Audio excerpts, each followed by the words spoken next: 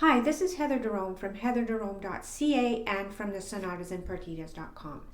As part of the reissuing of our arrangements of Sonatas and Partitas into 6 separate volumes, I'm revising some of the old videos that I made several years ago. Now, this video is kind of an addition to the video really about all 3 fugues, and I'm going to discuss the subject and the answer. Now, for those who don't know, a fugue, the basic thing of a fugue is it's got a subject, and then generally the subject is repeated, called the answer, up a fifth. So that would be. But sometimes, for reasons I'm going to explain in the video, it's not repeated up a fifth, it's repeated down a fifth or up a fourth. So in this case, it would be. That's what happens here. And so when it's repeated down a fifth, that's in the subdominant rather than up a fifth, which is the dominant. Now, if you go up a fourth, it's also the subdominant. And because of that, some people think that subdominant is 1 degree under the dominant. So it's sub the dominant. But no, sub means down. So if you go down a fifth, it's the subdominant. And if you go up a third, it's the mediant. So if you're in C, that's going to the mediant, and if you go down a third, that's the submediant. So anyway, in this first fugue, the answer is in the subdominant, and it's really interesting when you're looking at Bach's music and you see something that is either looks like it's breaking a rule, or it's not conventional, or sometimes he's got a pattern set up and suddenly the pattern is changed. If you ask yourself, why is it different? And it's very easy for us to think, oh, Bach was a genius and he made it different because he's just that creative. But no, it's not like that. I've never seen that actually be the case. It's whenever there's a convention that's broken, a rule that's broken, unless there's some sort of like really fantastical word painting, he might put parallel fifths. But usually if you look at the thing that's different and you try to correct his mistake, let's just say, and do it the way that it would be expected, you're going to run into a problem. And the problem you're going to run into is the same problem he ran into. And so it's interesting to look at like, oh, he ran into this problem. He didn't delete the whole thing and start from scratch. He actually wiggled his way around it. And so that's how I want to look at these, the 3 fugues, because the 3 answers in each of those fugues, none of them are by the rule. And Bach wiggled his way around it so masterfully that most of us don't even notice. So here, we have our subject in the tonic, and as a subject always does, it starts on the dominant, so 5, 1. Now, if Bach was to repeat his answer in the dominant, he would have to start it on A, because D, E, F, G, A.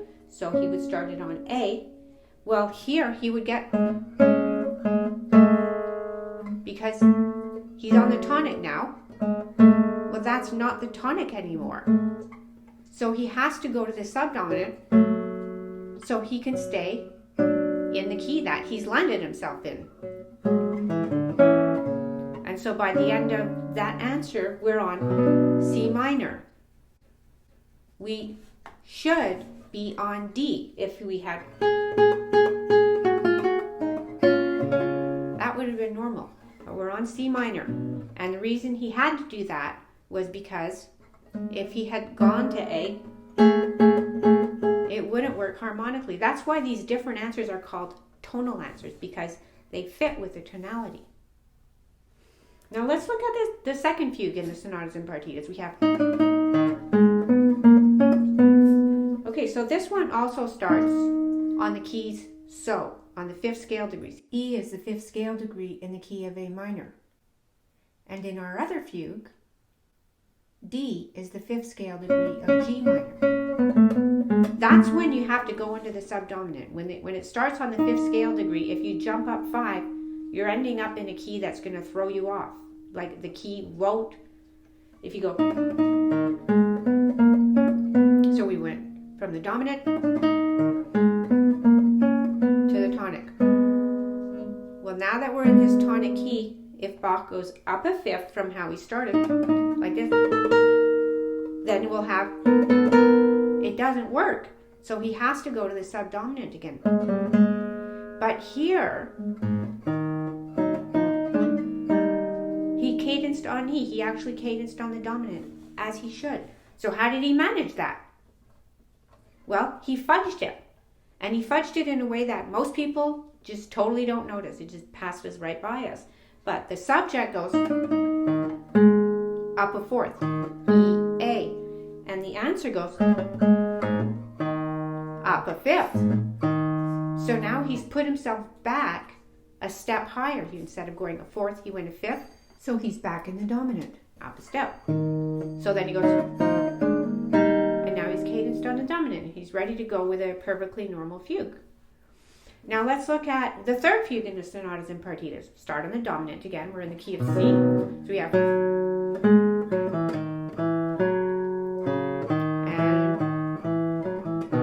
cadence on the dominant, on the tonic.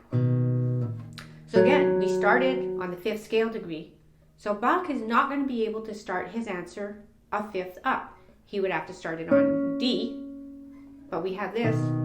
So he's going to go, he can't do that. So he'll start his answer on the subdominant, starting on C instead of D.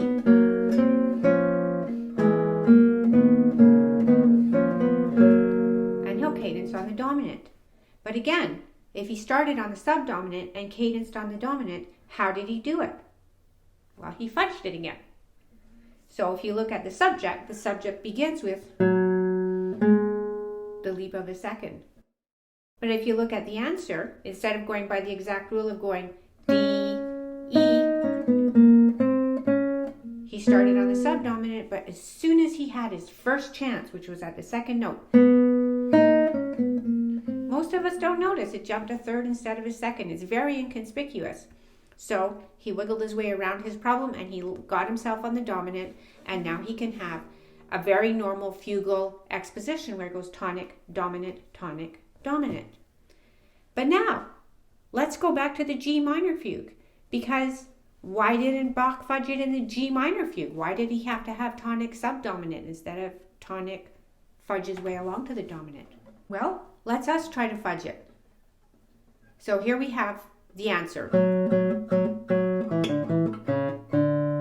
Now, how could we change that answer inconspicuously so no one would notice? That would bring it back up to the dominant. Well, we have 4 repeated notes, so we can't change that. We can't go. Everyone would know that's not the same. And then we have, well, if we're going to bring this up a step, that would bring it to here, so we would have, it totally wouldn't, nobody would buy that. So we're kind of stuck with that. And then, so we have, well, could we go, that just wouldn't sound in any way satisfying. So in this particular subject, Bach didn't have a chance to fudge it. So he's like, okay, subdominant it is. And that's why this answer is in the subdominant. And it's actually interesting, in another video I mentioned, Colombi used this tune in one of his sonatas. And even earlier it was used in a canzonetta. But in Colombi's so-called sonata, which is really a Ricercard, there are tonic and dominant entries. But actually, again, it's tonic and subdominant entries. That was not just something that Bach did himself to get around his own little personal problems, let's say. This was like a common fix, that when you have your subject starting on the 5th scale degree and you want to go tonic, dominant, you can't do it. So you have to go up 4 instead of up 5. See if you can fudge it. If you can't, you just keep it as is and work with what you've got. So I hope you found this video helpful. As always, you can comment below, ask us questions, let us know what you think. If you have suggestions for other videos, we're always up for these kind of exchanges. If you'd like to buy copies of the score, they're available at our website at sonatasandpartitas.com. If you'd like to find out when new videos are uploaded, you can subscribe to the channel, turn on your notifications, and you can also subscribe to our non-promotional newsletter at sonatasandpartitas.com.